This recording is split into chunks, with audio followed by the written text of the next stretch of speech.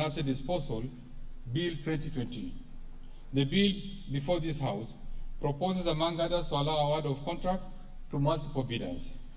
This indeed will support local firms and accelerate the delivery of services. Mr. Speaker, given the prevailing business environment due to the adverse impact of COVID-19 pandemic, there's an urgent need to evaluate the financial position and governance of key state corporations and institutions. It is in this respect that the government is exploring targeted reforms to strengthen these institutions, including public universities. Mr. Speaker, in the interim, the government provided financial support to strategic institutions, including Kenya Airways, Kenya Power and Lighting Company, and Postal Corporations of Kenya, which were indeed in dire need of cash to meet critical obligations. Mr. Speaker, we have developed a robust information management system to strengthen the statutory role of the National Treasury in financial and operational oversight, as well as the financial risk analysis for state corporations. Mr. Speaker, you may recall that the government introduced cost sharing in public universities in the year 1991. At that time, government funding to public universities per year was set at Kenyan shilling 120,000 per student.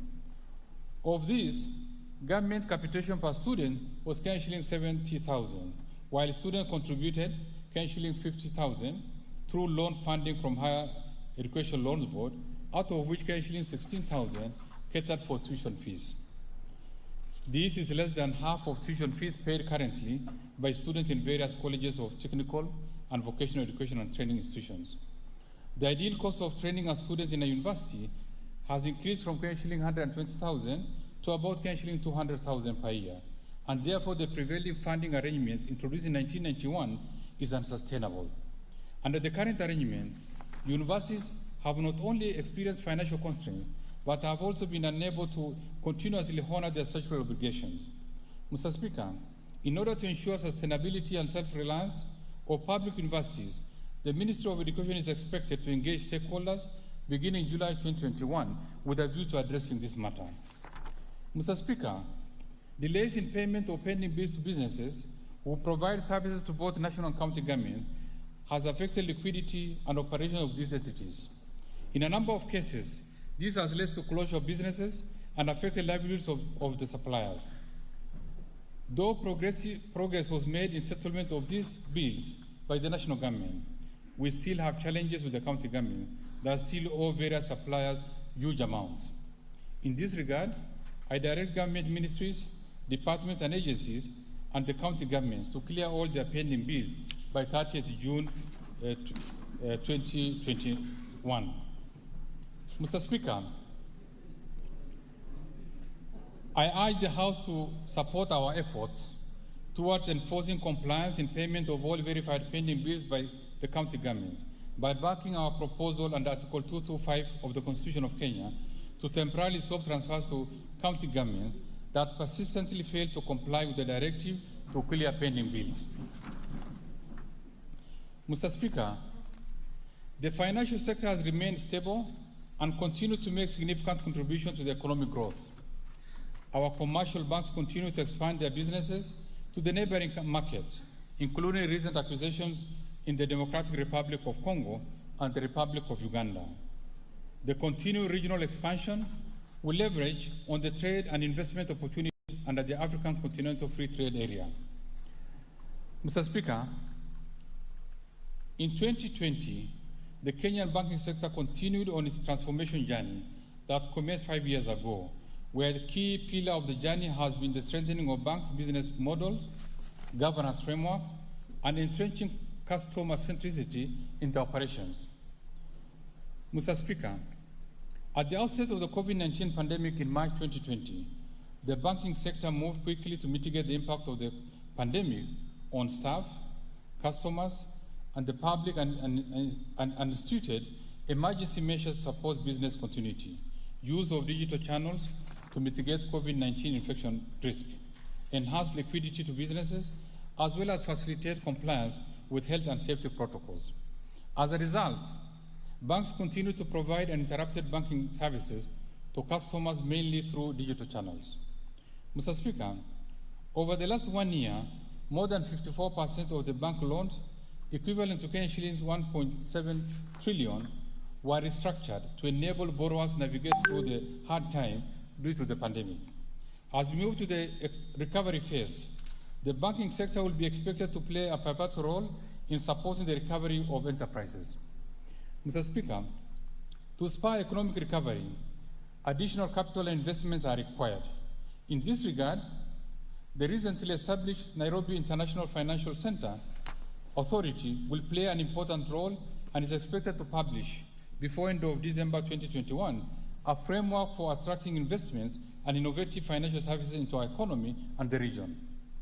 Mr. Speaker, the high cost of mortgages, land acquisition, and housing unit has limited access to affordable housing. Nevertheless, government interventions are beginning to yield the desired results for affordable housing. Significant progress has been made to enhance efficiency, transparency, and certainty in land matters by re-engineering the land registration processes, digitization of land records, and implementation of the Sectional Properties Act. The government is also in the process of streamlining and simplifying the legal and regulatory process governing the housing sector and providing basic infrastructure services to developers.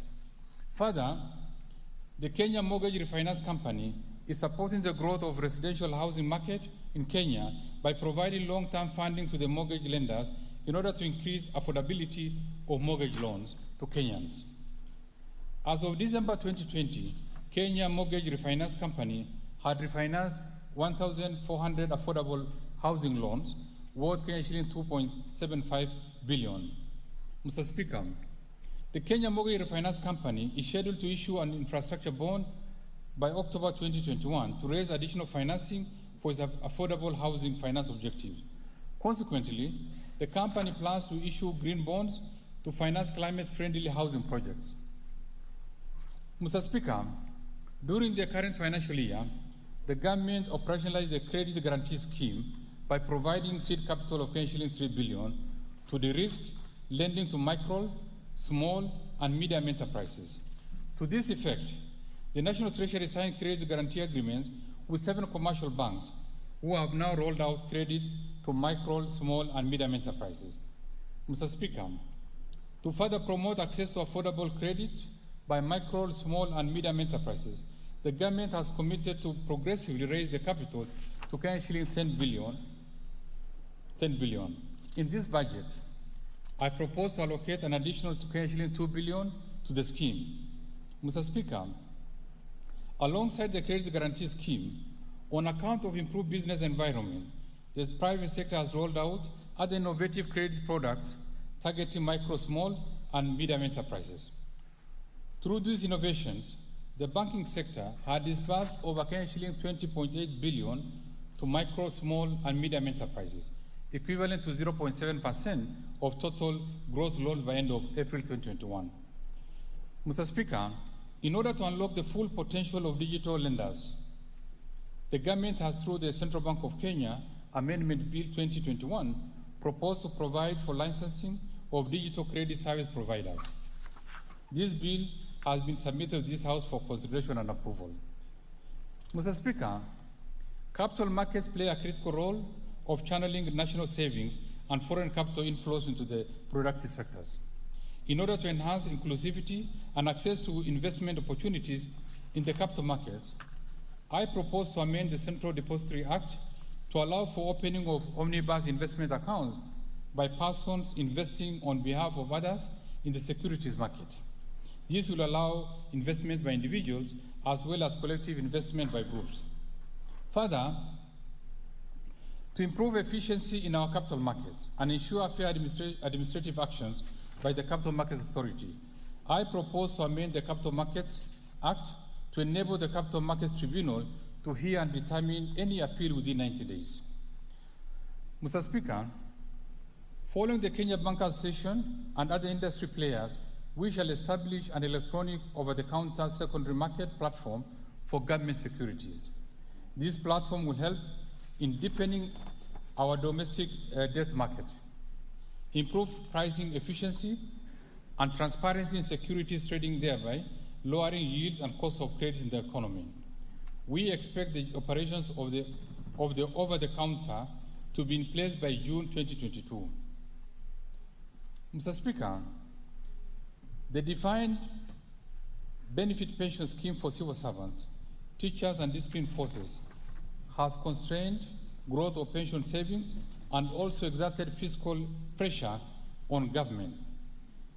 In order to address these twin problems, the government on 1st of January 2021 rolled out the much-awaited public service superannuation scheme that covers civil servants, teachers, and the disciplined forces aged below 45 years at the commencement of the scheme, with an option for those over 45 years to join if they elect to do so. As of April 2021, a total of 340,318 public servants had indeed joined the scheme.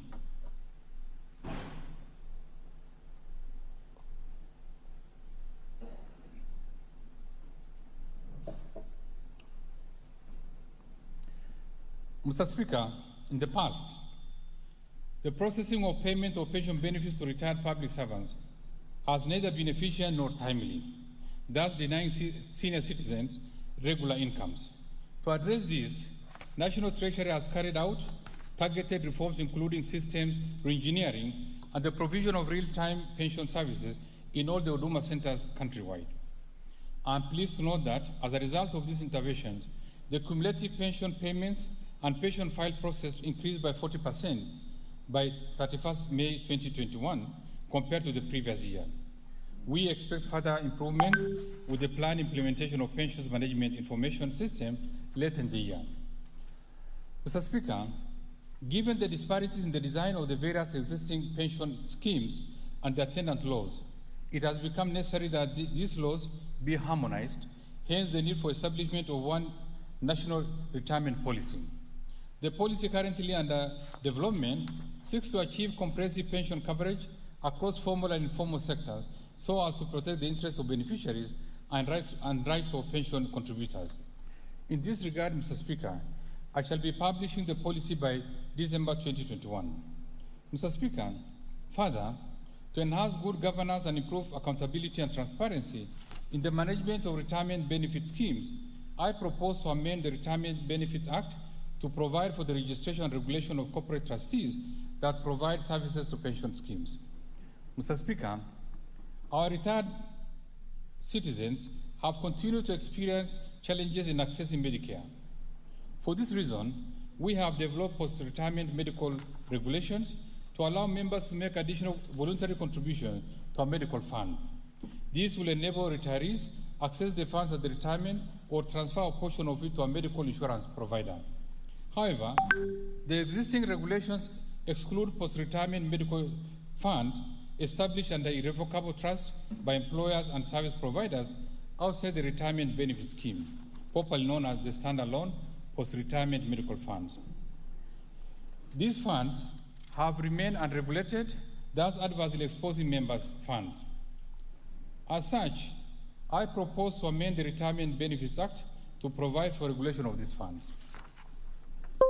Mr. Speaker, majority of Kenyans in the informal sector are not covered by any pension scheme, making them vulnerable during old age. To address this, I undertook last year to establish a national informal sector pension scheme with a sustainable model that combines long-term savings with short-term needs, targeting the more than 15 million in the informal sector workers who have been excluded from the current pension arrangement. To this effect, I wish to report that necessary instruments to operationalize the scheme, including trust deeds and rules, business plan, and investment policy, have been prepared. We intend to roll out this scheme in the next financial year. Mr. Speaker, to reinforce realization of affordable housing, last year, we amended the Retirement Benefits Act and mortgage regulations to allow members to use part of their accumulated benefits to purchase residential houses. This will support members of retirement benefit schemes to own homes. In this budget, I propose to amend the mortgage regulations to allow members to utilize up to 40% or maximum of shilling 7 million of the accrued benefits to purchase a house and a tenant purchase basis by their pension scheme. Mr. Speaker, currently, foreign insurance brokers are excluded from the definition of brokers under the Insurance Act, thereby making them operate in the country without any controls, thus putting insurance and policyholders at risk. To address this, I propose to amend the Insurance Act to provide for the regulation of foreign insurance brokers. Mr. Speaker, classes of long-term insurance business were amended in 2009 to align with modern classification and bring into perspective the industry's current size. However, the permitted maximum management expenditure was not updated to match the new classification, which causes insurance to either overestimate or underestimate the management expenses, impacting negatively on policyholders. I therefore propose to amend the insurance regulations to provide for the maximum permitted expenditure for each category. Mr. Speaker, to effectively manage disaster response in a more coordinated manner, the government has developed a Disaster Risk Management Bill 2021. The objective of the bill is to better prepare and coordinate our disaster response, mitigation and recovery, as well as build resilience at both national and county levels. Given the urgency to provide a framework for disaster management at both levels of government, I appeal to this House to prioritize consideration of this bill.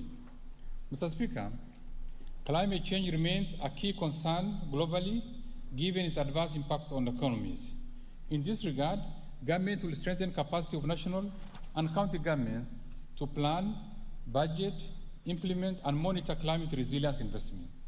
The government has partnered with development partners in the implementation of the proposed financing locally led climate action program and already mobilized funding of shilling 18 billion to support the initiative over the next 5 years. Through this program, we shall strengthen national and county government capacities to manage climate risk through support to the county climate change units, establishment of county climate change fund, and development of climate change laws. Mr. Speaker, the government has also developed and approved the Sovereign Green Bond Framework, identified a portfolio of projects for consideration under the framework, and is prepared to issue the first sovereign green bond to raise capital to finance green projects under the economic recovery strategy. Mr. Speaker, as part of ease of doing business reforms to facilitate trade, we have finalized the development of maritime single window system under the TradeNet system. This will provide an harmonized and simplified ship-to-shore clearance procedures to maritime stakeholders. The maritime single window system will allow shipping agents in Kenya to electronically submit vessel pre-arrival and pre-departure declarations to government agencies. The maritime single window system is expected to replace the current system that is manual, decentralized, with unnecessary lengthy processes that affect the ship turnaround time and increase cost of port to Mombasa. I am pleased to know that this maritime single window system went live on 2nd June 2021.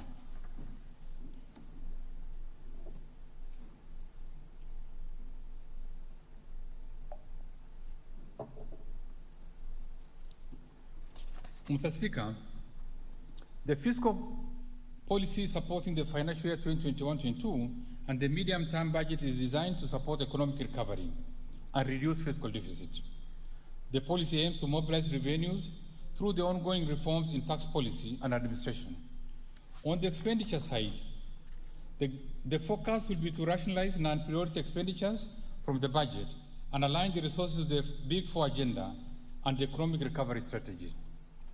Mr. Speaker, the execution of this budget for the financial 2020-21, the execution of the budget for the financial 2020-21 has progressed well, albeit with revenue underperformance and elevated expenditure associated with the adverse impact of COVID-19 pandemic. The shortfalls in revenues reflect weaker business environment and the impact of containment measures adopted in March 2020 following the outbreak of the pandemic.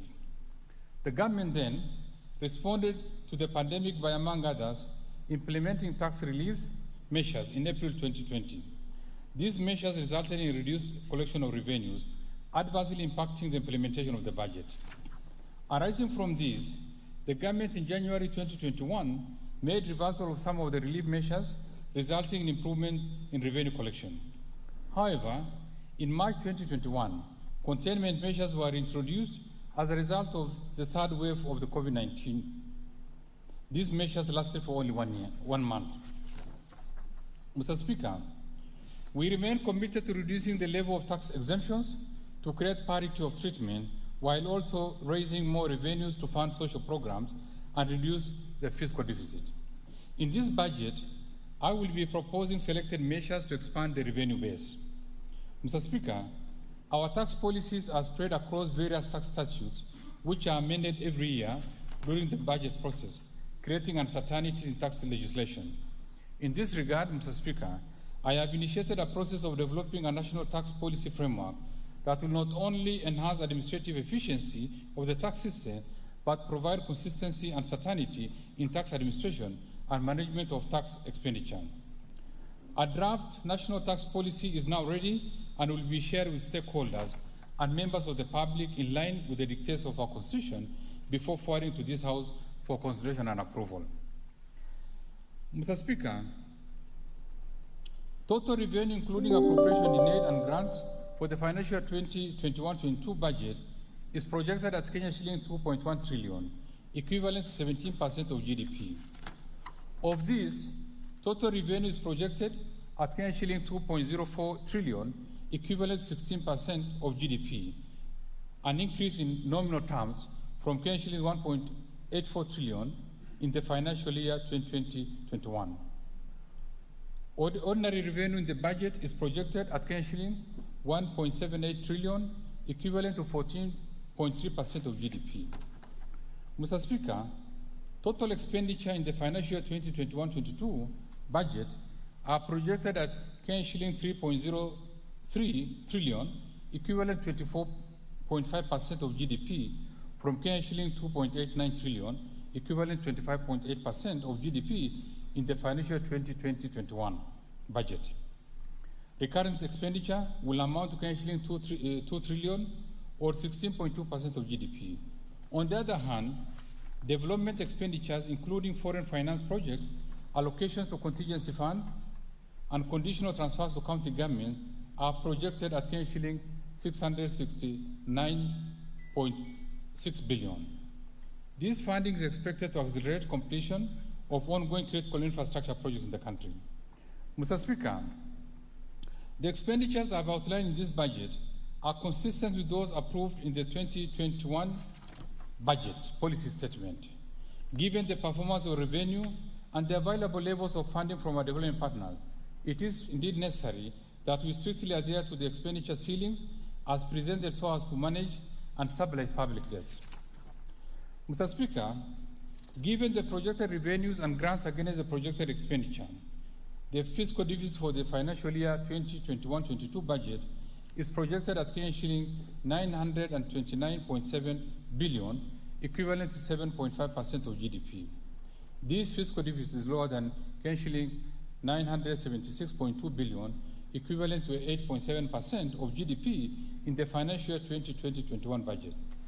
The fiscal deficit in 2021-22 budget will be financed through net external financing of Kenya shilling 271.2 billion, equivalent to 2.2% of GDP, and net domestic financing of Kenya shilling 658.5 billion, equivalent to 5.3% of GDP.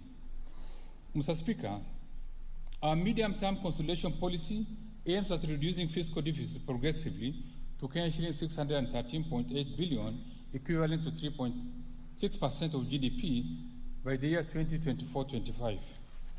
In this respect, we shall closely monitor the impact of COVID-19 to the economy and accordingly adjust the fiscal plan, including tax measures, to ensure that our development agenda remains sustainably funded. We shall carefully do this while limiting in-house adjustments of the budget for new projects except those of emergency nature. This will enhance certainty in the budget process and improve implementation of government programs and projects while adhering to the fiscal consolidation plan. Mr. Speaker, Kenya's public debt remains sustainable, but the debt carrying capacity has, however, declined.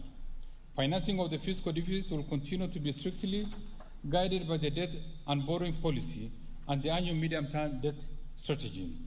Mr. Speaker, the government is implementing reforms to strengthen the institutional arrangements of public debt management by aligning the operations of the Public Debt Management Office to the PFM Act. In this respect, decisions of the day-to-day management and operations of the public debt management shall be undertaken by the Public Debt Management Office to enhance efficiency, strengthen accountability, and transparency. In addition, Mr. Speaker, during this calendar year, we have scheduled a set of debt management operations to lower costs and risk in our public debt portfolio to improve on the country's debt sustainability indicators and sovereign credit rating. I look forward to support of the August House for the amendment of public debt ceiling set in the Public Finance Management Act to enable implementation of debt management operations, including financing of the fiscal deficit. Mr. Speaker, with the desire to meet our development objectives, the gap between development needs and available resources has been expanding, underscoring the need for alternative financing mechanism. Last year, I highlighted the importance of public-private partnership as an option for closing the financing gap. The current Public-Private Partnership Act impairs expeditious financial closure of public-private partnership projects. To this effect, I undertook to transform the public-private partnership framework, which included review of legal, operational, and institutional structures. In this regard, I submitted the Public-Private Partnership Bill 2021 to this House for consideration and approval. Mr. Speaker, let me now turn to the highlights of the government spending priorities in the coming financial year. In light of the revenue challenges and significant expenditure demands, spending in the financial 2021-22 will focus on critical areas with the highest impact on the well-being of Kenyans and support economic recovery. Therefore, the total program spending for the financial 2021-22, excluding redemptions, amounts to shilling 3.03 trillion. Mr. Speaker, the government will continue with the implementation of the economic stimulus program in the financial 2021-22. With targets to cushion vulnerable citizens and businesses, particularly those affected by the COVID-19 pandemic. We have in this regard set aside shilling 23.1 billion in the financial 2021-22 budget for continuation of this program. Mr. Speaker, out of this, shilling 3 billion is earmarked for youth empowerment and employment creation under the Kazi Mtaani program. Shilling 2.6 billion will go towards enhancing liquidity to businesses. Shilling 6.4 billion for improving educational outcomes. Shilling 6.9 billion for improving environment, water and sanitation facilities. Shilling 1.97 billion for improving agriculture and food security, as well as shilling 1.2 billion for recruitment of health workers.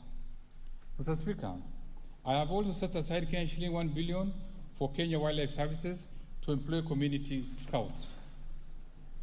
Mr. Speaker, the implementation of priority programs under the Big Four agenda is a critical part to supporting sustainable economic recovery and accelerating employment creation. To realize this, Mr. Speaker, I have set aside shilling 142.1 billion to support the implementation of the Big Four agenda for both drivers and enabler projects. Mr. Speaker, the outbreak and rapid spread of the COVID-19 pandemic necessitated an urgent need to upscale implementation of universal health coverage to all our counties. Towards this end, Mr. Speaker, I have proposed an allocation of shilling 121.1 billion to the health sector to support the various programs aimed at improving health outcomes. Mr. Speaker, of this amount, shilling 47.7 billion will fund activities and programs for the attainment of universal health coverage. Mr. Speaker, specific allocations for the various activities and programs includes shilling 8.7 billion for the Kenya COVID-19 Emergency Response Project, shilling 4.1 billion for free maternity health care, shilling 7.2 billion for the managed equipment services, as well as shilling 1.8 billion to provide medical cover for the elderly and severely disabled persons in our society. To lower cases of HIV/AIDS, and malaria, and tuberculosis in the country, shilling 5.8 billion has been set aside. To enhance vaccines and immunization program, we've set aside shilling 3.9 billion. Further, Mr. Speaker, we propose an additional shilling 14.3 billion for purchase of COVID-19 vaccines and related expenditure in the course of the financial 2021-2022. Mr. Speaker, to enhance early diagnosis and management of cancer and reduce the burden of treatment among Kenyans, I have proposed an allocation of shilling 450 million for procurement of cyberknife radiotherapy equipment for Kenyatta University Teaching, Referral and Research Hospital. A further shilling 350 million has been set aside for the establishment of 2 cancer centers in Meru and Kakamega. Further, to improve health service delivery, shilling 15.2 billion has been set aside for Kenyatta National Hospital, shilling 11.5 billion for the Moi Teaching and Referral Hospital, shilling 7.3 billion for the Kenya Medical Training Centers, shilling 2.8 billion for the Kenya Medical Research Institute, shilling 1.3 billion for the construction of Kenya National Hospital Burns and Pediatric Centers, shilling 863 million for procurement of family planning and reproductive health commodities, and shilling 600 million for procurement of equipment at the National Blood Transfusion Center. Mr. Speaker, affordable housing program is a pragmatic approach to addressing the housing problem, especially in the urban centers. To ensure success of this initiative, I have proposed an allocation of shilling 13.9 billion for the affordable housing program.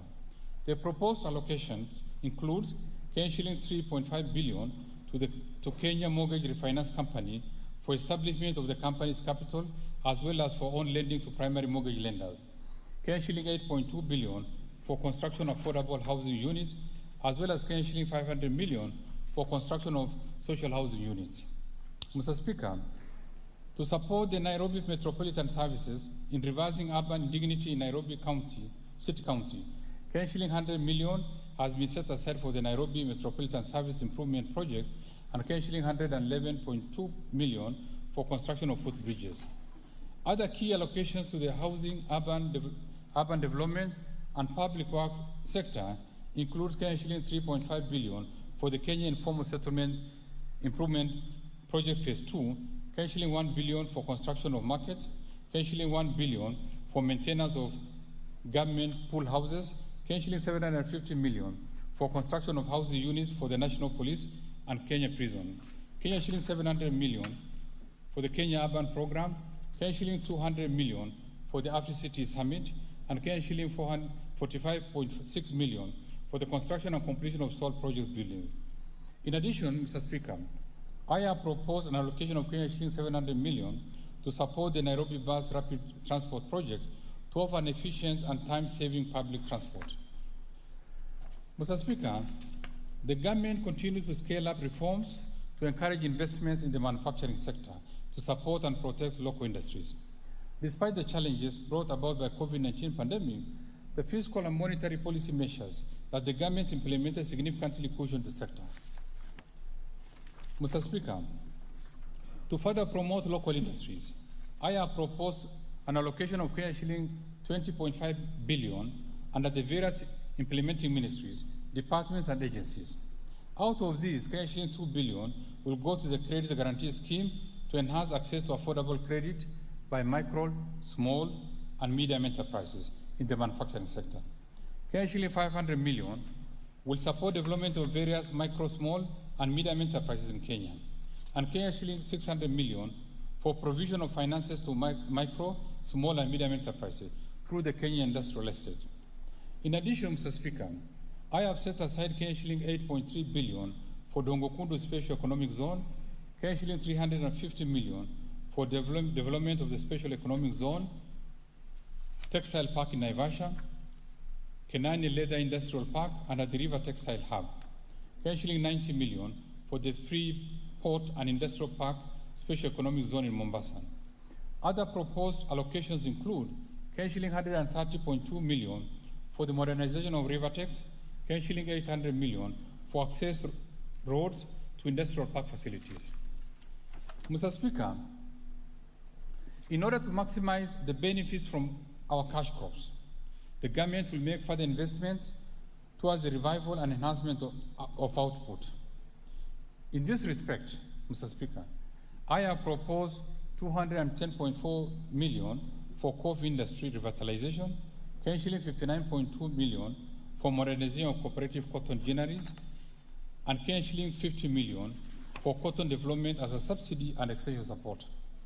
Mr. Speaker, to equip our youth with essential training and internship opportunities, I have proposed an allocation of shilling 1.4 billion for the Kenya Industrial and Entrepreneurship Project, shilling 800 million for the Kenya Youth Employment and Opportunities Project, shilling 448 million for industrial research laboratories, shilling 199.5 million for constituency industrial development centers.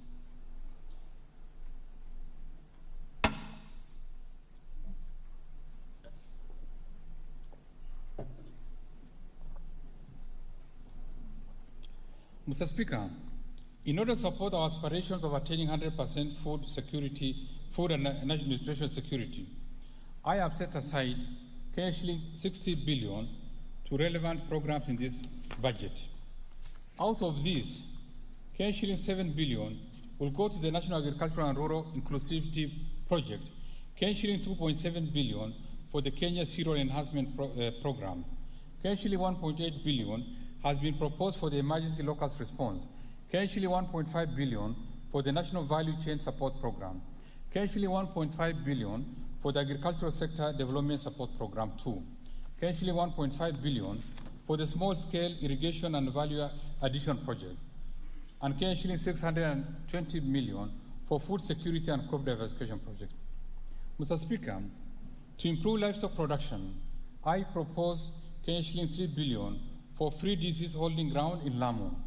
I have also proposed shilling 488.1 million for the Regional Pastoral Livelihood Resilience Project, shilling 455 million for the Kenya Livestock Commercialization Program, shilling 163 million for the Livestock Value Chain Support Project, and shilling 156.2 million for livestock production under Big Four initiative.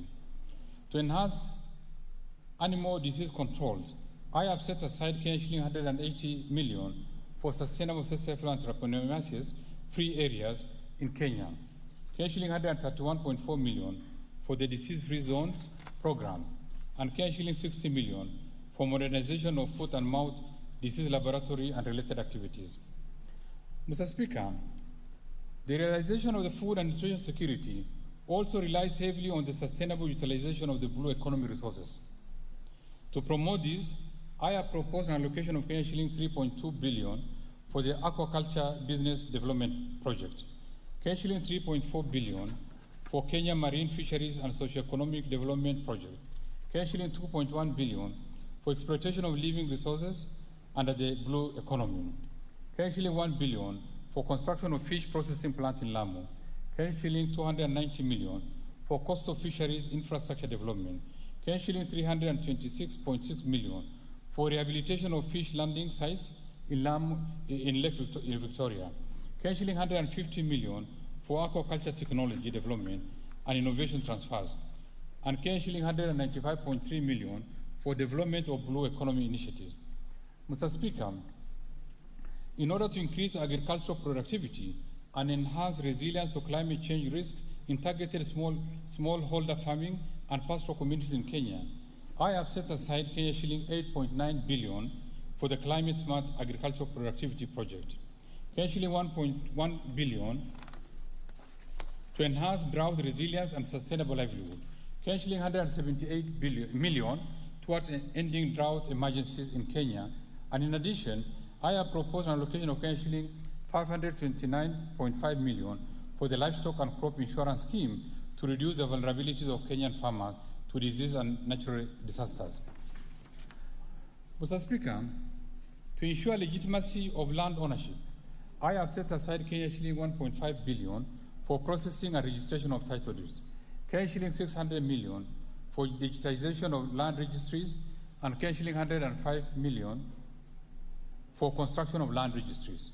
Mr. Speaker, Other proposed allocations include shilling 100 million for revitalization of cotton industry, shilling 300 million for mitigation of fall armyworms, shilling 150 million for establishment of liquid nitrogen plant, shilling 200 million towards the embryo transfer project, and shilling 65 million for construction and refurbishment of the Leather Science Institute.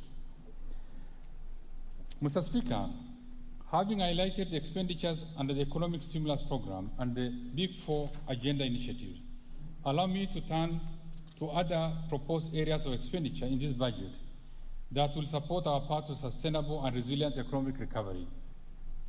Mr. Speaker, the government continues to expand critical infrastructure in roads, rails, sea and airports to create an enabling environment for economic recovery and employment creation.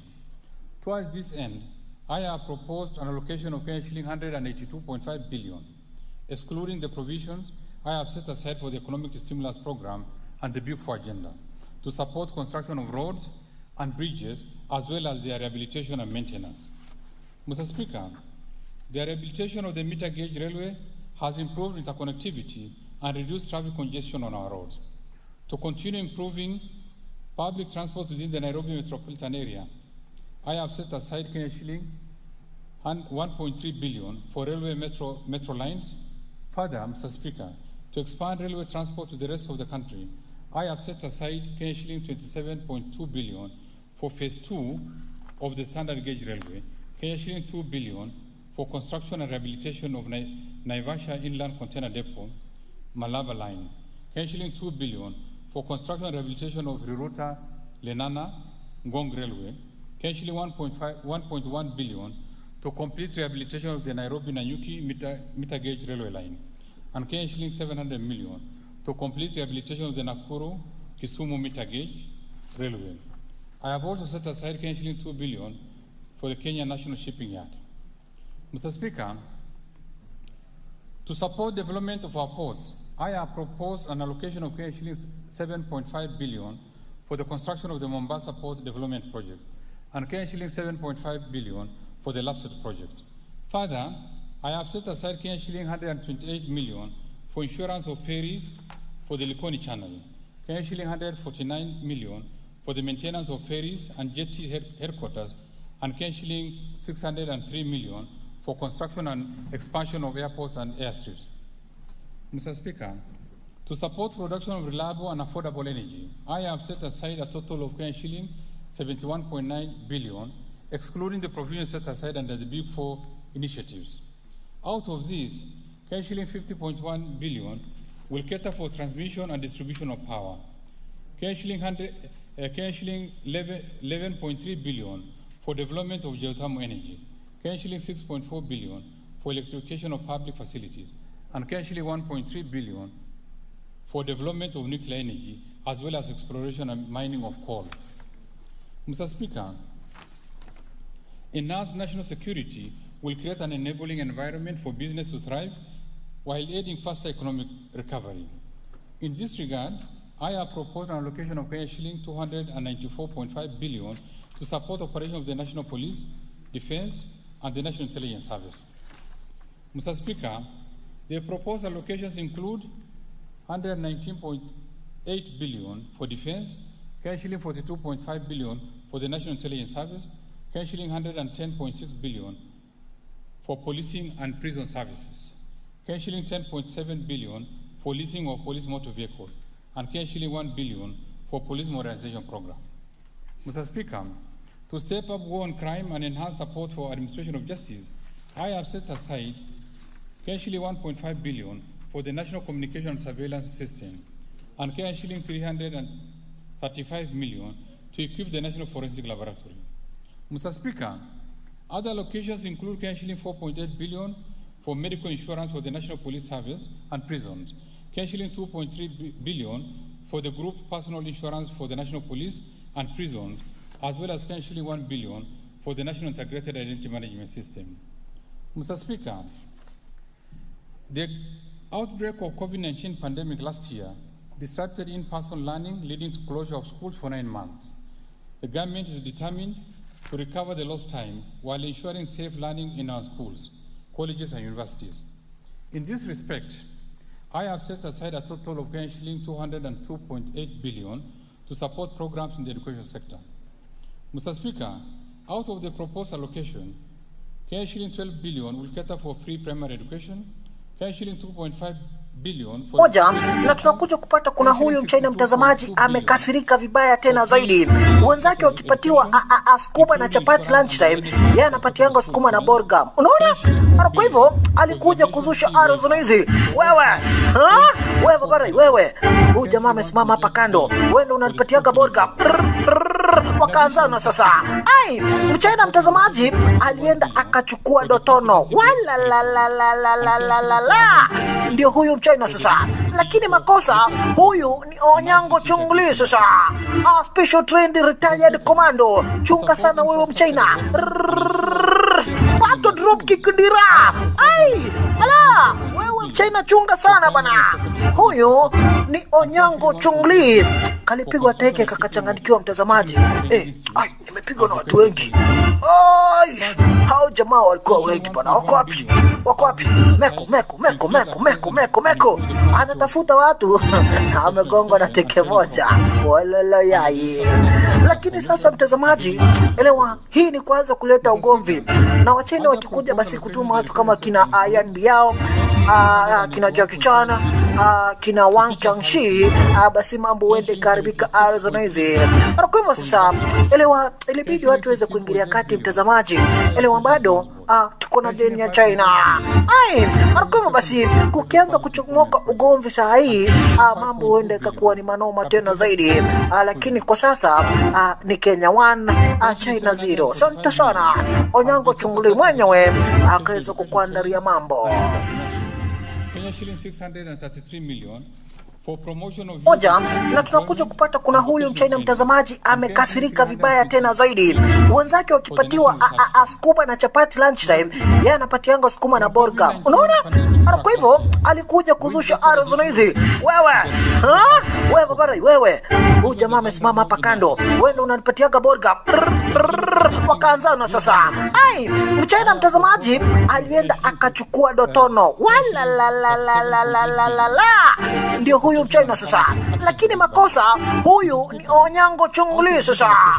Special trained retired commando. Chunga sana wewe Mchina. Pato drop kick ndira. Ala, wewe Mchina chunga sana bana. Huyu ni Onyango Chungli. Kalipigwa teke kakachanganikiwa mtazamaji. Nimepigwa na watu wengi. Hao jamaa walikuwa wengi bana. Wako wapi? Meko. 3.7 billion for the Kenya Development Response to Displacement Impact Project and Kenya shilling 2.7 billion for the Kenya Social and Economic Inclusion Project. In addition, Kenya shilling 933.8 million will go to the Child Welfare Society of Kenya. Kenya shilling 400 million for the presidential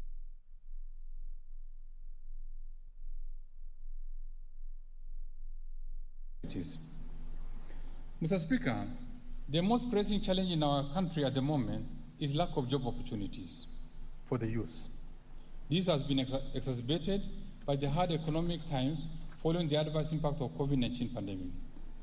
In order to empower the youth and support businesses owned by youth, women and persons living with disabilities, I have set aside Kenya shilling 10 billion for the National Youth Service, Kenya shilling 2.2 billion for the Kenya Youth Empowerment and Opportunities Project, Kenya shilling 454.1 million for the Youth Enterprise Development Fund, Kenya shilling 120 million for the Women Enterprise Fund, and Kenya shilling 62 million for the Youth Employment and Enterprise Fund. Mr. Speaker, to promote regional equity, reduce poverty, and enhance social development, I have set aside Kenya shilling 41.7 billion for the National Government Constituency Development Fund, Kenya shilling 2.1 billion for the National Government Affirmative Action Fund, as well as Kenya shilling 2.8 billion for the Equalization Fund to finance programs in the previously marginalized areas. Mr. Speaker, the rapid technological advancements portend great potential to catalyze economic recovery, create jobs, and improve lives and livelihood for Kenyans. To leverage on these technological gains, I have proposed an allocation of shilling 20.9 billion to fund initiatives in the information, communication, and technology sector. Specifically, these allocations include shilling 1 billion for government shared services, shilling 670 million for the digital literacy program. Further, to fast-track the development of the Konza Technopolis city, I have proposed an allocation of shilling 12 billion for the horizontal infrastructure phase 1, shilling 3.6 billion for Konza data center and smart city facility, shilling 400 million for construction of Konza complex phase 1B, and shilling 200 million for development of Konza Technopolis master plan.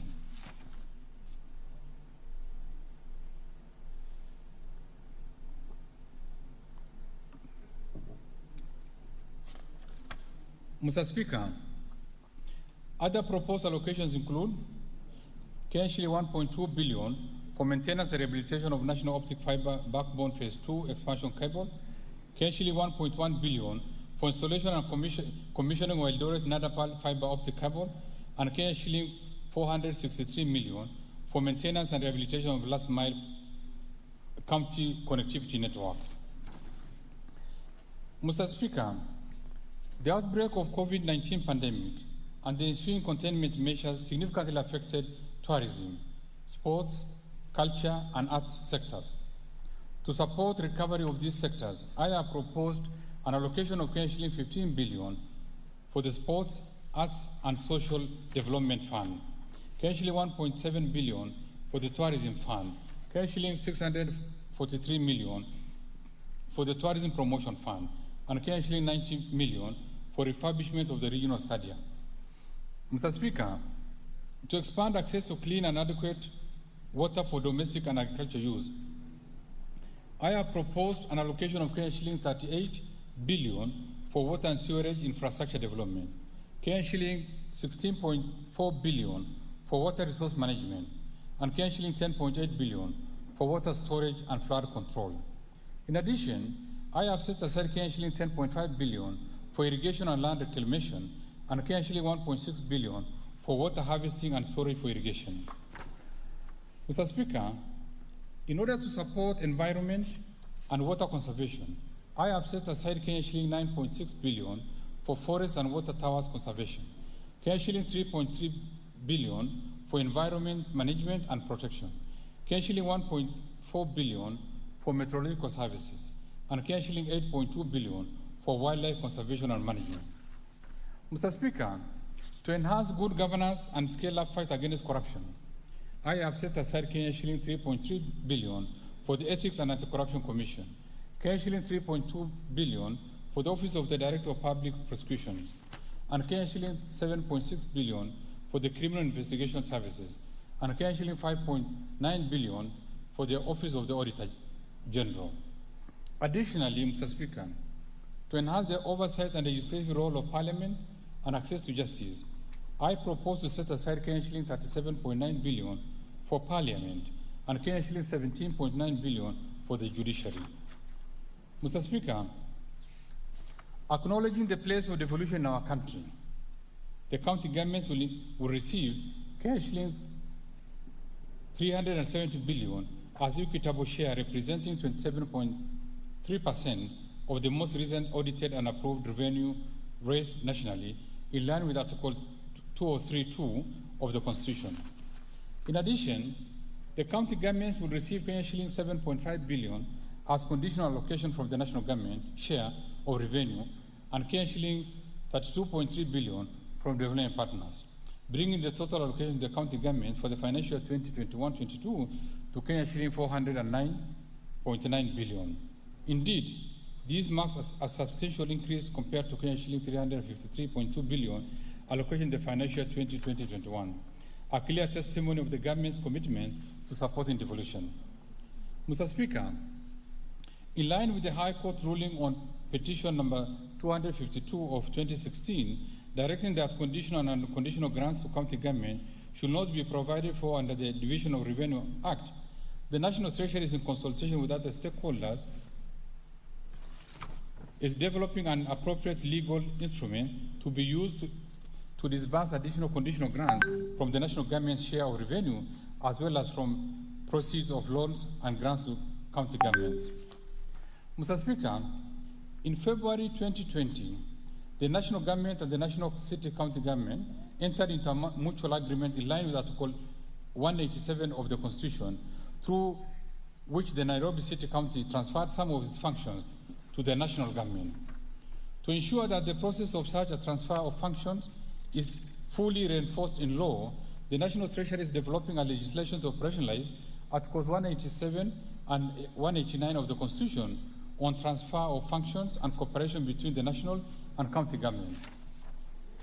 Mr. Speaker, to facilitate performance of the transferred functions by the Nairobi Metropolitan Services, I propose to allocate Kenya shilling 27.2 billion, which will comprise 18 billion for recurrent expenditure and Kenya shilling 9.2 billion for development expenditure.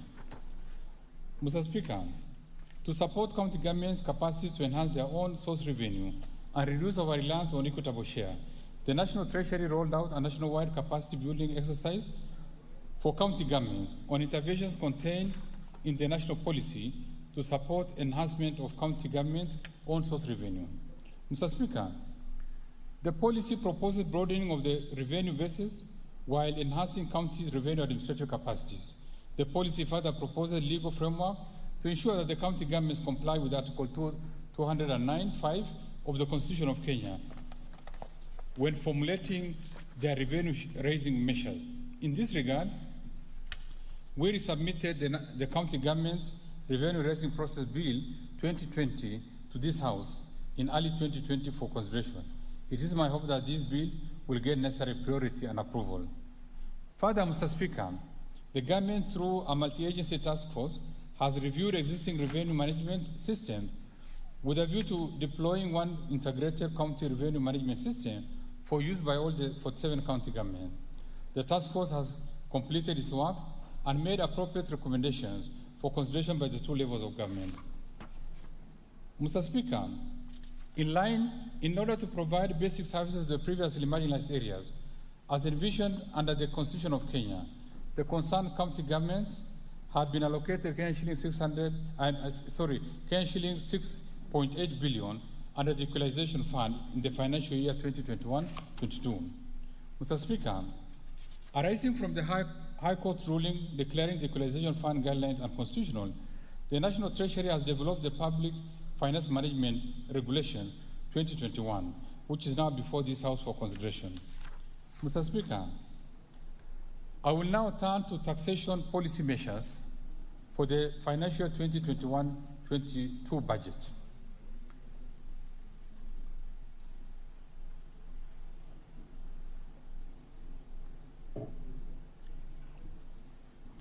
I will begin by highlighting some of the key measures on custom duty as agreed during the East African Community Partner States pre-budget consultation in May 2021.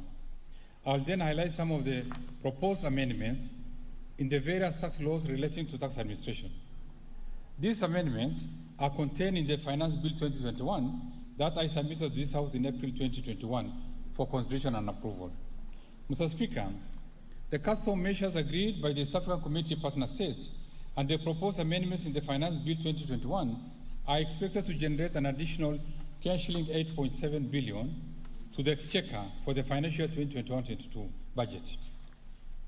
On custom duties, Mr. Speaker, during the East African Community pre-budget meeting, the ministers noted with concern the proliferation of cheap imports into the region and agreed on measures to protect locally manufactured products from unfair competition.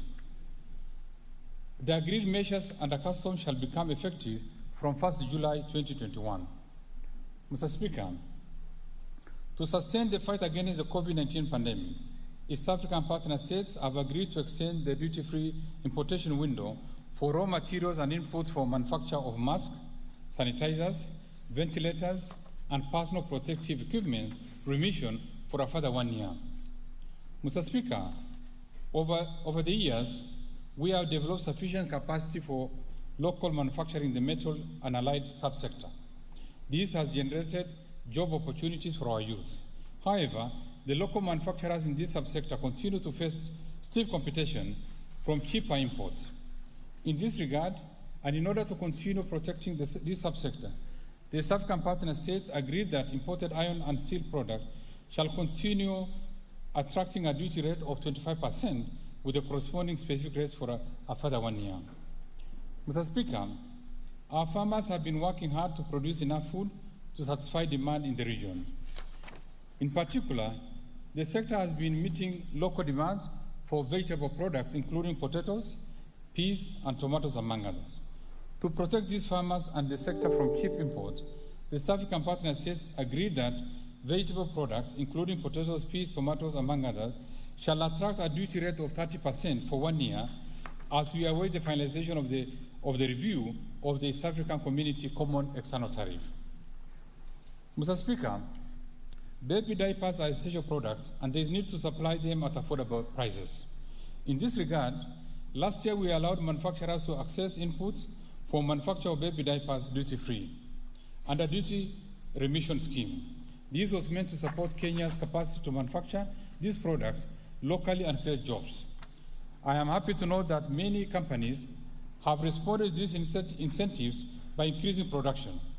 In order to nurture the growth of this industry and to continue sustaining the smiles of our babies, we have agreed to extend the duty-free importation of inputs for manufacture of baby diapers for a further 1 year. Mr. Speaker, Kenya has sufficient raw material for manufacture of leather and footwear products. In support of this sector, the government has imposed a duty of 25% on imported products for manufacture of leather and footwear products. However, the sector continues to face competition from imported products due to undervaluation, thereby discouraging investments in the sector. To this effect, and in order to enhance incomes of our farmers, the East African Community Partner States have agreed to retain the import duty on imported products for manufacture of leather and footwear products at 25% and introduce a further specific duty rate to guard against undervaluation. Mr. Speaker, our micro, small, and medium enterprises that operate in the Jokali sector have continued to thrive, creating jobs and incomes to millions of families. Of particular interest is the furniture industry that has continued to attract local artisans who have been able to provide high-quality products. However, the industry continues to face stiff competition for imported finished products, sometimes of low quality. In this regard, the East African Community Partner States agreed to extend the applicable import duty on furniture at the rate of 35% for a further 1 year. Mr. Speaker, to give impetus to the affordable housing programs and facilitate availability of locally made roofing tiles at affordable prices, East African Community Partner States agreed to extend for a further 1 year the duty-free window for importing inputs for the manufacture of roofing tiles under the duty remission scheme. Mr. Speaker, I now turn to the proposed amendments to the Income Tax Act. Mr. Speaker, to ensure equity and fairness in taxation, I have proposed to align the Income Tax Act with international best practice, through which introduction of provisions to prevent tax-based erosion and profit shifting, as well as restrict treaty benefits to curb tax evasion and avoidance. In this respect, I propose to amend the Income Tax Act to expand the definition of the term permanent establishment so as to align the Income Tax Act with international best practice. Mr. Speaker, the Finance Act 2020 introduced the digital service tax on income earned through the digital marketplace. However, the current tax provision do not cover all traders who use the digital service platform to transact their business. In this regard, I propose to expand the scope of the digital service tax to include income derived from internet and electronic networks. Further, I propose to amend the Income Tax Act to align the rate of withholding tax on service fees in the extractive industry with that withheld in respect of management and professional services under the same sector. This will remove ambiguity and manipulation that result in leakage of tax revenue through characterization of income. Mr. Speaker, the private contribution made to insurance companies enjoy tax relief. However, the contribution to the National Health Insurance Fund do not enjoy this relief, despite the fund being the largest medical cover for majority of Kenyans under the universal health care. In order to support the contributors and encourage more non-registered persons to join the fund, I propose to amend the Income Tax Act to allow the contribution to the National Health Insurance Fund qualify for tax relief at the rate of 15% of the contributed amount. Mr. Speaker, the Income Tax Act provides for a tax rebate to employers who offer internship to a minimum of 10 university graduates for a period of 1 year.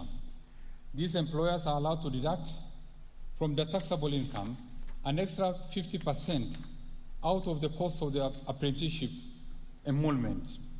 In order to encourage employers to provide similar opportunities for TVET graduates, I propose an amendment to the Income Tax Act to include graduates of TVET institutions under the program.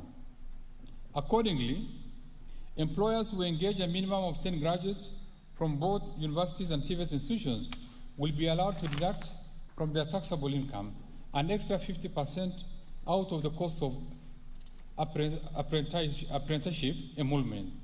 It is my hope that employers will take advantage of this incentive and give our young graduates from TVET institutions opportunities to gain practical experience so as to expand their employability. Mr. Speaker, last year, we revised the investment allowance regime under the second schedule to include Tax Act to introduce a new regime and retain the reducing balance method of deduction. However, under this method, deduction rarely gets exhausted.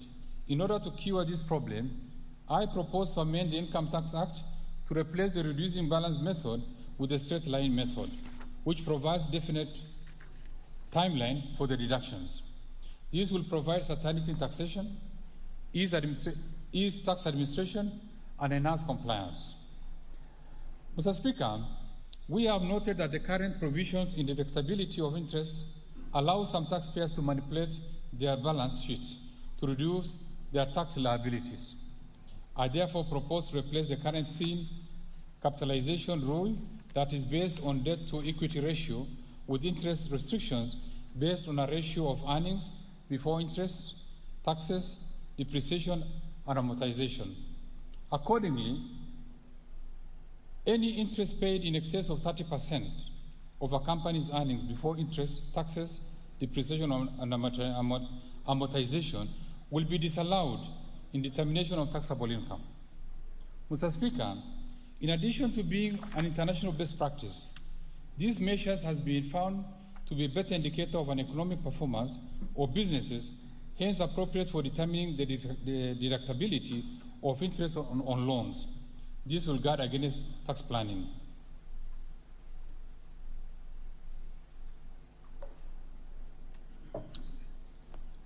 Mr. Speaker, I now turn to the proposed amendments under the Value Added Tax Act.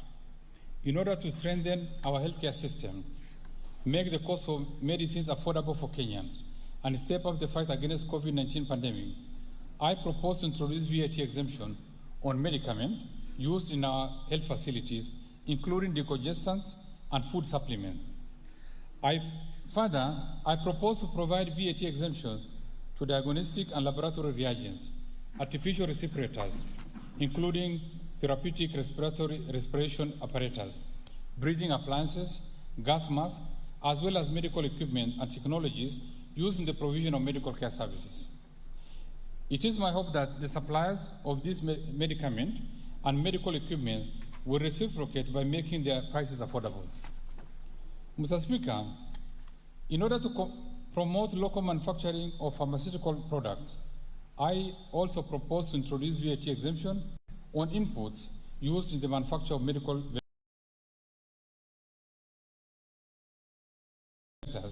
and breathing appliances.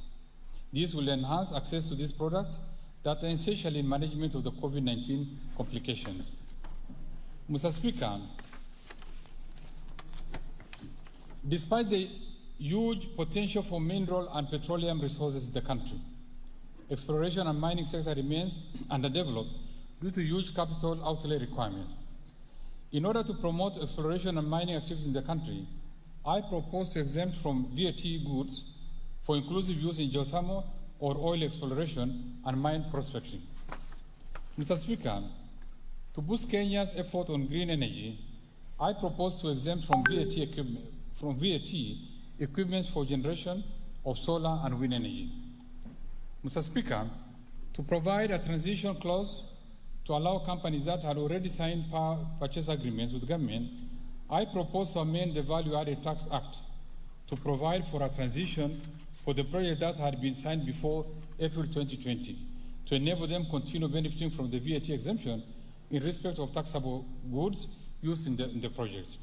This transition will expire upon completion of the said projects. Mr. Speaker, in order to entrench the benefit of affordable housing, including specialized facilities like the student hostels, it is imperative to develop innovative financing alternatives.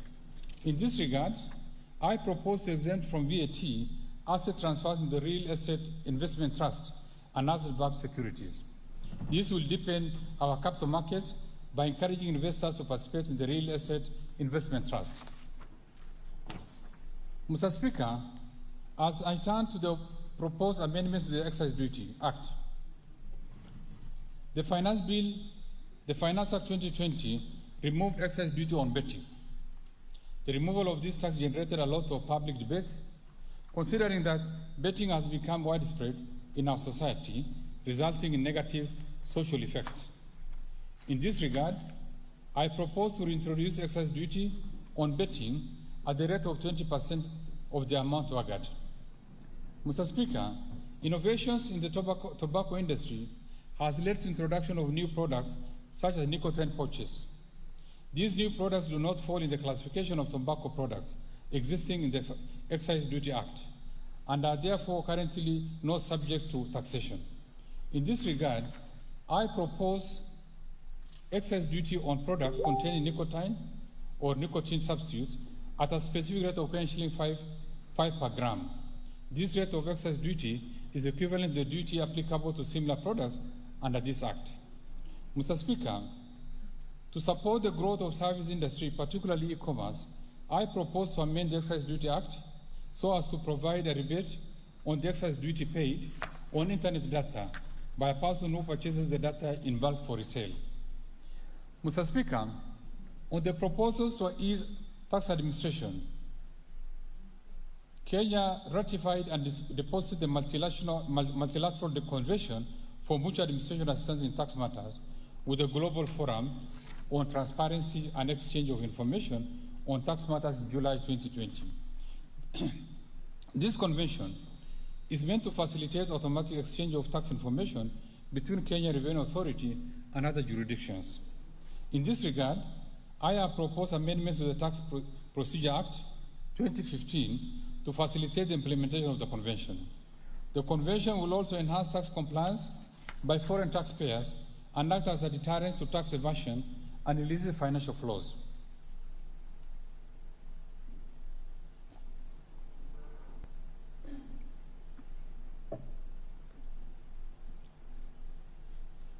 In addition, I propose to amend the Tax Procedures Act to empower the Kenya Revenue Authority seek intervention of other agencies to facilitate compliance with the provisions of the Digital Service Tax.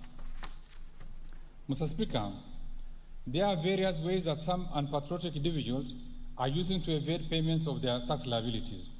For example, we have noted in our iTax system perennial non-compliant taxpayers, defaulters, payment returns without payment, non-filers, nil filers, credit filers, stop filers, and decliners. In addition, there are traders and merchants who are not registered at all for tax purposes. Mr. Speaker, to gather information on tax malpractices, last year, we introduced the iWhistle, a platform that enables members of the public to volunteer information. As at the end of April 2021, the iWhistle platform had received a total of 502 whistles, and we thank the public for volunteering useful information. Considering the complexities and changing dynamics of intelligence gathering and to empower the Kenya Revenue Authority tax malpractices, I propose to amend the Kenya Revenue Authority Act to increase the maximum reward to a person who provides information leading to the identification of unassessed taxes from Kenya shilling 100,000 to Kenya shilling 500,000. Further, I propose to increase the reward to a person who provides information leading to recovery from of Kenya shilling 2 million to Kenya shilling 5 million. This will encourage receipt of voluntary information to Kenya Revenue Authority, thereby bolstering tax compliance and revenue collections. Mr. Speaker, the Tax Appeals Tribunal has been hearing tax disputes and providing judgments at a very slow pace as the tribunal sits on a part-time basis. This has led to huge backlog of pending cases before the tribunal. Currently, there are 549 pending cases with a revenue implication of shilling 107.4 billion. In order to strengthen the tribunal and allow members to expeditiously hear and conclude cases, I have proposed various amendments to the Act through Tax Appeals Tribunal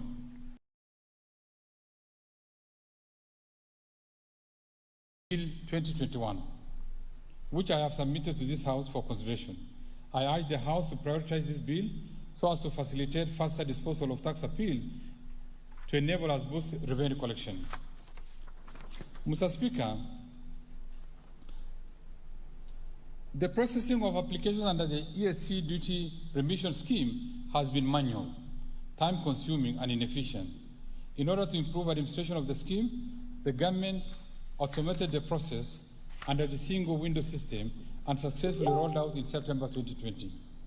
Mr. Speaker, to strengthen the administration of tax exemptions process for official aid-funded projects, we have embarked on automation of the application and approval under the single window system and target to roll out in the next financial year. Mr. Speaker, in conclusion, I must state that the preparation of this budget required a lot of balancing.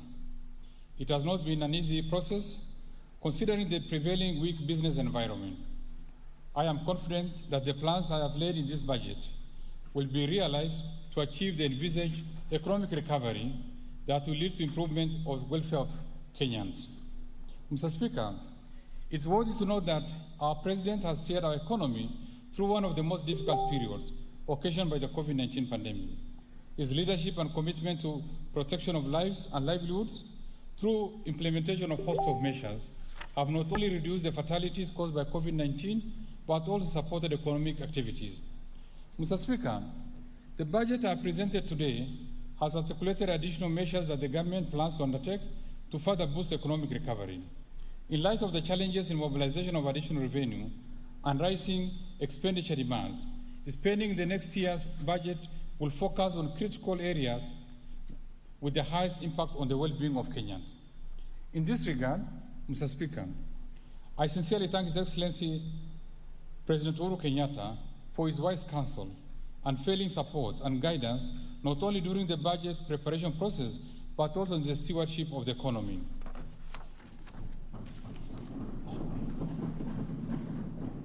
I also thank my fellow cabinet secretaries, the various accounting officers, and staff for their contributions to the financial 2021-22 budget process. Mr. Speaker, I also express deep gratitude to Kenyans for the insightful contributions, proposals, and suggestions that helped us to finalize this budget. In addition, my appreciation also goes to first, the Honorable Speakers of the National Assembly and the Senate, the majority and minority leaders, as well as other leadership of the House and their respective class for overseeing the approval of the budget estimates for the financial 2021-22 and the related documents. Second, to honorable members of the Budget and Appropriation Committee, the Finance and National Planning Committee, and other departmental committees of this House, as well as the staff of the Parliamentary Budget Office, for their constructive input during the approval process of the budget.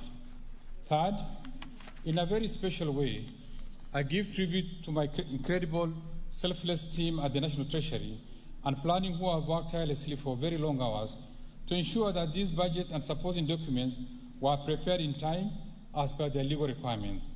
Fourth, the management and staff of Kenya Revenue Authority, Central Bank of Kenya, the Attorney General's Office, Commission of Revenue Allocation, financial sector regulators, and the various agencies under the National Treasury and Planning for their contributions and advice during the budget process. Fifth, our multilateral development partners, especially International Monetary Fund, the World Bank, the African Development Bank, and all other bilateral development partners for their contribution to our development agenda through various technical and financial support. Further, I thank the private sector for their resilience and continued contribution to the economic development of this country. Sixth, my appreciation goes to the fourth estate for the active reporting on economic and financial development, as well as engagement on the financial year 2021 and 2022 budget process. Lastly, Mr. Speaker, I remain grateful to my family for their unfailing support, regular encouragement, and understanding as I steer my responsibility at the National Treasury and planning at a critical time like this. I thank you all, and may God bless Kenya. Mr. Speaker, before I resume my seat, you recall in April 2021, I submitted to this House the budget estimates of the Finance Bill 2021, together with accompanying documents as required by the Public Finance Management Act 2012. Today, I further submit the following documents to this August House and request that you graciously receive them. 1. The budget statement for the financial year 2021-22. 2. Budget policy statement 2021. Estimates of revenue, grants and loans for the financial year 2021-22 budget. 4. Financial statement for the financial year 2021-2022 budget. 5. Medium-term debt management strategy 2021.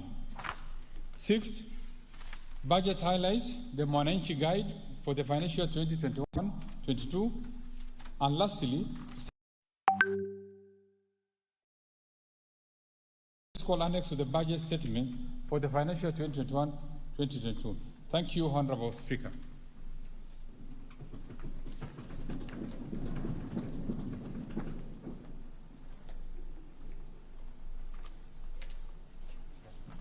Thank you very much.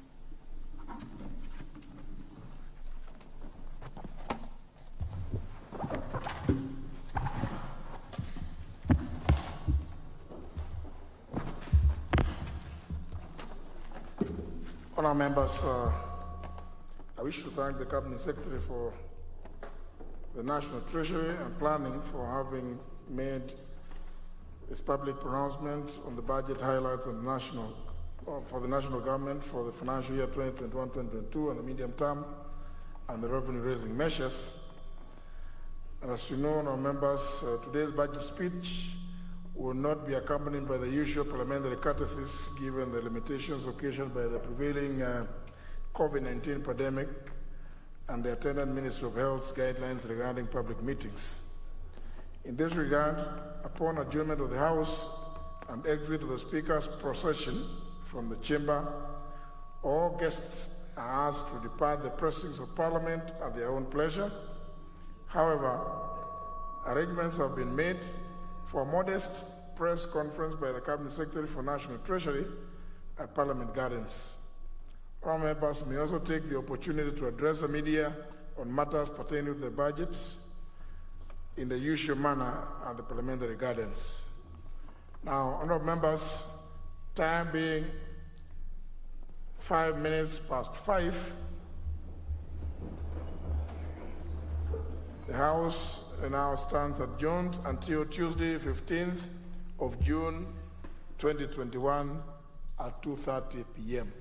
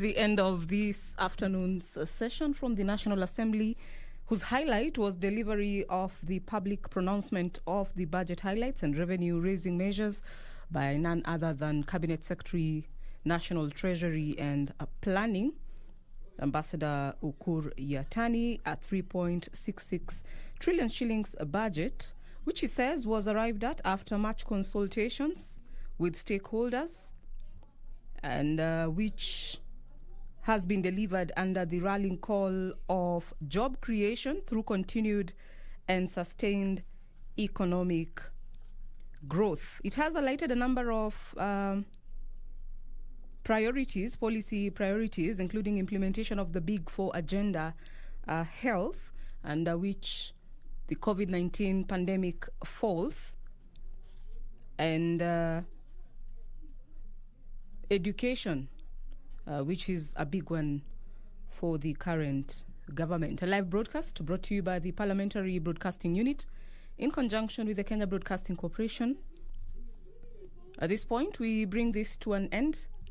We shall connect next week on the 15th of June. It will be a Tuesday afternoon when the National Assembly resumes sittings, which will be guided by a reviewed calendar that will see them having an afternoon sitting as well as an evening sitting on that Tuesday. My name is Vereso Mwanga.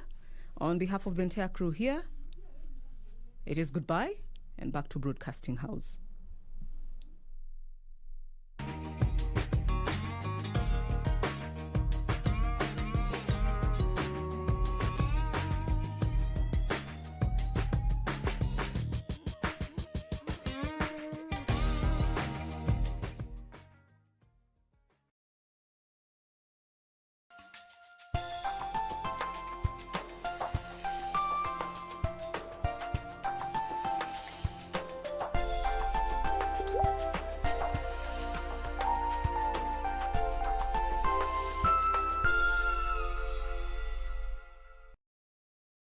Tonight on KBC Channel 1. Chini ya uongozi wa Rais Uhuru Kenyatta, uwekezaji katika sekta ya kilimo unaendelea kuisaidia nchi hii kuafikia malengo yake ya uzalishaji chakula cha kutosha.